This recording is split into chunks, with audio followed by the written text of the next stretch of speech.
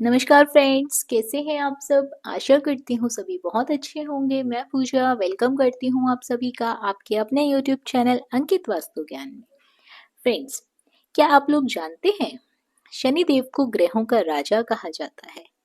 भगवान भोलेनाथ ने इन्हें स्वयं न्याय के देवता की उपाधि दी है। ऐसा कहा जाता है और ऐसा माना भी जाता है कि शनिदेव को बहुत जल्दी क्रोध आता है। इसी क्रोध के कारण अपने पिता सूर्यदेव से इनकी नाराजगी बनी रहती है। इनके क्रोध से बचने की कोशिश करते हैं हम सभी लोग, वरना हम सभी पे मुसीबतों का पहाड़ पड़ सकता है, टूट सकता है। इसीलिए इन्हें प्रसन्न करने के लिए कई लोग शनिवार का व्रत भी रखते हैं। व्यक्ति शनि दोष से बचने के लिए, उन्हें शांत रखने के लिए, शनिदेव के प्रकोप से बचने के लिए अनेकों तरह के उपाय भी करते हैं। यदि किसी की कुंडली में शनि ग्रह लग जाए तो वह व्यक्ति को बहुत कष्ट देता है।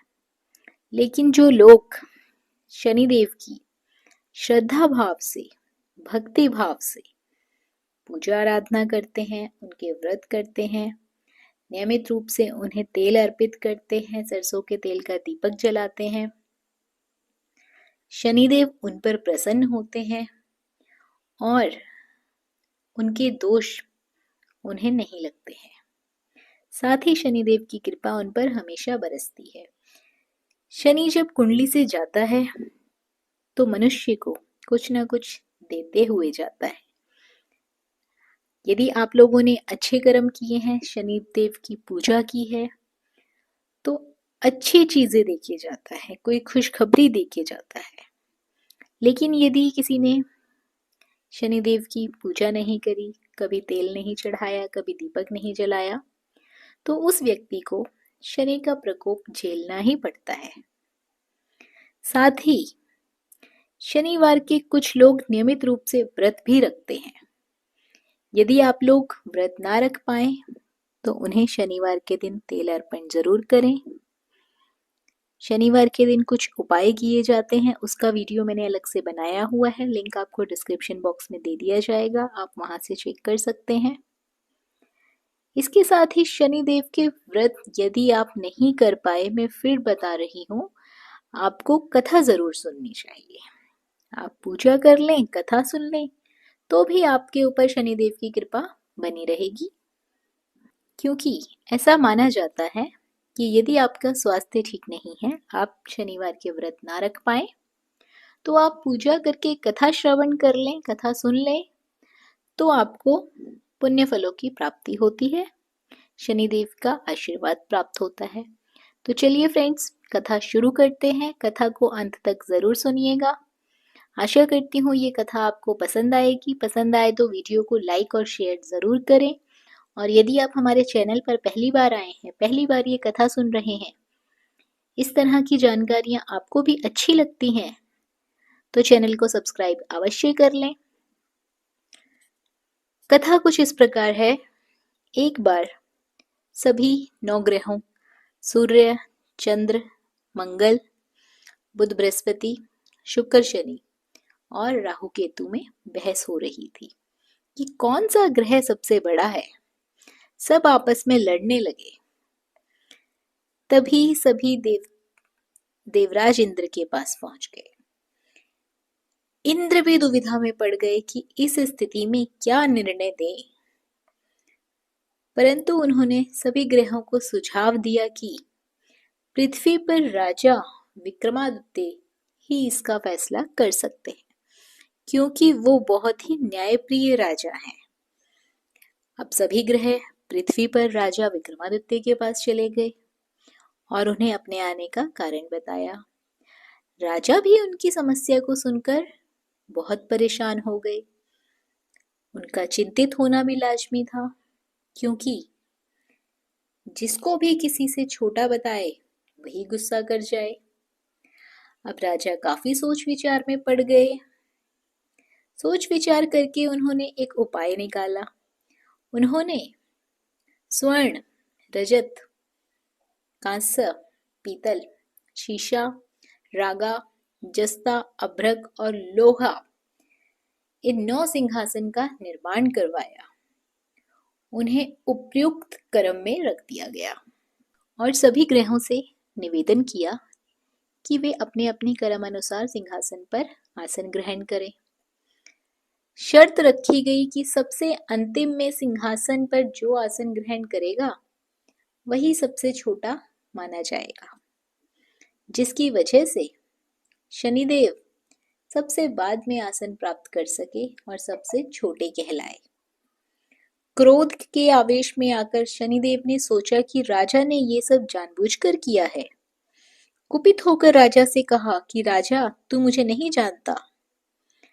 सूर्य 1 राशि 1 महीना, चंद्रमा 1.25 महीने, 2.25 महीने 2 दिन, मंगल 1.5 महीना, बृहस्पति 13 महीने, बुध और शुक्र 1-1 महीने विचरण करते हैं, लेकिन मैं 2.5 से 2.5 7 साल तक रहता हूं। मैंने बड़े बड़े का विनाश किया है। श्री राम की 6.5 आने पर उन्हें जंगल जंगल भटकना पड़ा था। रावण की आने पर लंका को बांदरों की सेना से उसको परास्त होना पड़ा था। क्रोधित शनिदेव ने राजा से कहा कि अब आपको सावधान रहने की जरूरत है। इतना कहकर शनिदेव कुपित अवस्था में वहां से चले गए। समय गुजरता गया और काल चक्र का पहिया घूमते घूमते राजा की 6.5 आ गई। तब शनिदेव घोड़ों को सौदागर बनाकर राजा के राज्य में गए। उनके साथ अच्छे नस्ल के बहुत सारे घोड़े थे। जब राजा को सौदागर के घोड़ों का पता चला तो अश्वपाल को अच्छे घोड़े खरीदने के लिए भेजा गया। अश्वपाल ने कई अच्छे घोड़े खरीदे। इसके अलावा सौदागर ने उन्हें उपहार स्वरूप एक सर्वोत्तम नस्ल के घोड़े का राजा की सवारी हेतु दिया। राजा विक्रमादित्य जैसे ही उस घोड़े पर बैठे, वह सरपट वन की ओर भागने लगा। जंगल के अंदर पहुंचकर वे घोड़ा गायब हो गया। अब क्या था, भूखा प्यासा राजा जंगल में भटकने लगा। अचानक उन्हें एक ग्वाला दिखाई दिया, जिसने राजा की प्यास बुझाई। राजा ने प्रसन्नता से आकर खुश होकर अपनी अंगूठी उस ग्वाले को देकर वे नगर की ओर चले गए। वहां एक सेठ की दुकान पर पहुंचकर उन्होंने जल ग्रहण किया, अपना नाम विका बताया। भाग्यवश उस दिन सेठ की खूब आमदनी हुई। सेठ खुश होकर अपने साथ उन्हें घर लेकर गया। सेठ के घर में खूंटी पर एक हार टंगा हुआ था, जिसको खूंटी निगल रही थी। कुछ ही देर पर हार पूरी तरह से गायब हो गया। सेठ वापस आया तो हार गायब था। उसे लगा कि वीका ने ही उसे चुराया है। सेठ ने वीका को कोतवाल से पकड़वा दिया और दंड स्वरूप राजा उसे चोर समझकर हाथ पैर कटवा दिए। अपंग अवस्था में उसे नगर के बाहर फेंकवा दिया गया। तभी वहां से एक तेली निकल रहा था, जिसको वीका पर दया आ गई। उसने वीका को अपनी गाड़ी में बिठा लिया और वीका अपनी जीप से बैलों को हाँकने लगा। कुछ समय के बाद राजा की शनि दशा समाप्त हो गई। वर्षा काल आने पर वीका मल्हार गाने लगा। एक नगर की राजकुमारी मन भावनी ने मल्हार सुनकर मन ही मन प्रण कर लिया कि जो भी इस राग को गा रहा होगा वह तो उसी से विवाह करेगी।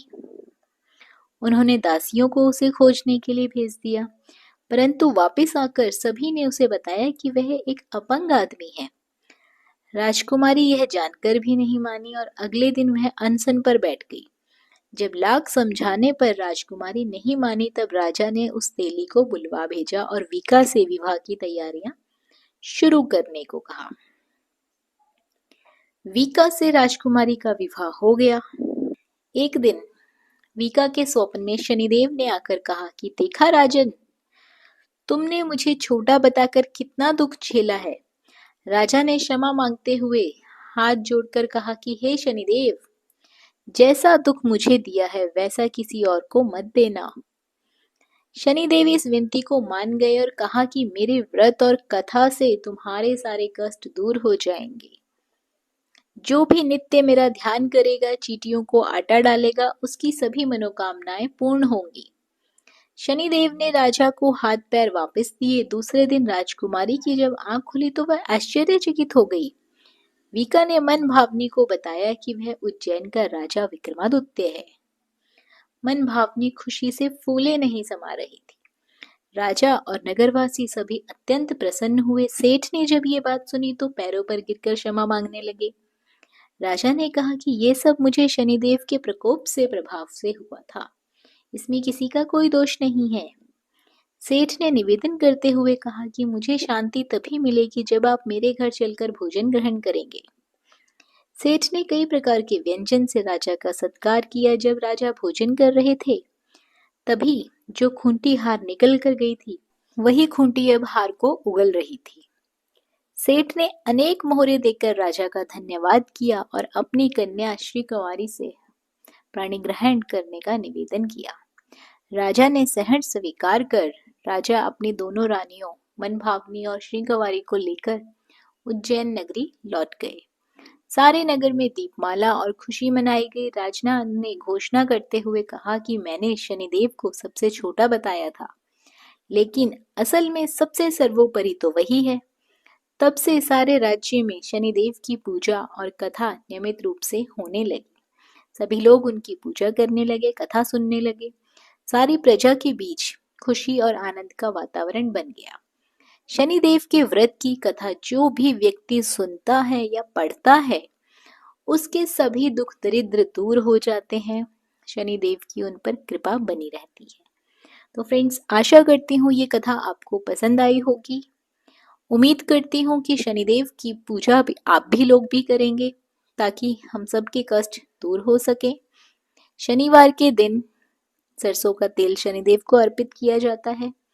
एक दीपक जरूर जलाएं, उसमें काले तिल, काली उड़द, काली दाल और एक सिक्का शनिदेव को जरूर अर्पित करें।